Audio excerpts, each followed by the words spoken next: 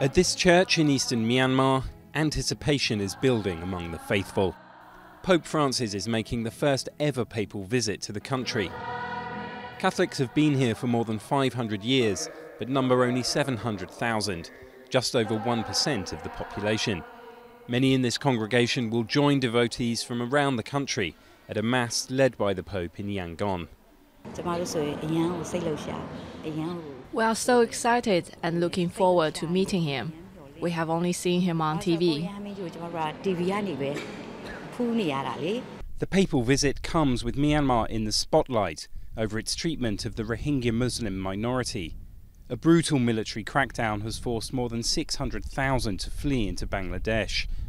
The UN and US have described it as ethnic cleansing.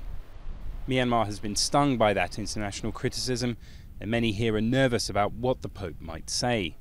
The vast majority of people in Myanmar do not believe the international narrative of abuse against the Rohingya and the refugee numbers that we're seeing in Bangladesh. That is just not accepted as fact here in Myanmar.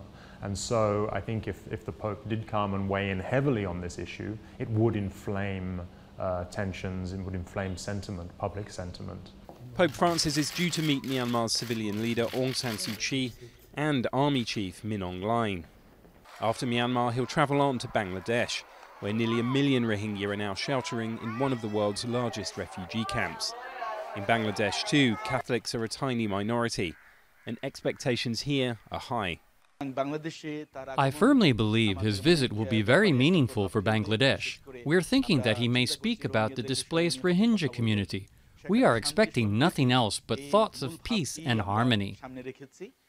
A deal to allow the Rohingya to return to Myanmar has now been signed by both countries, but the details are unclear, and many Rohingya won't want to go back until they know they'll be safe. Pope Francis has made interfaith harmony a key goal of his papacy. He'll need all of his charisma and tact to help bring an end to this crisis.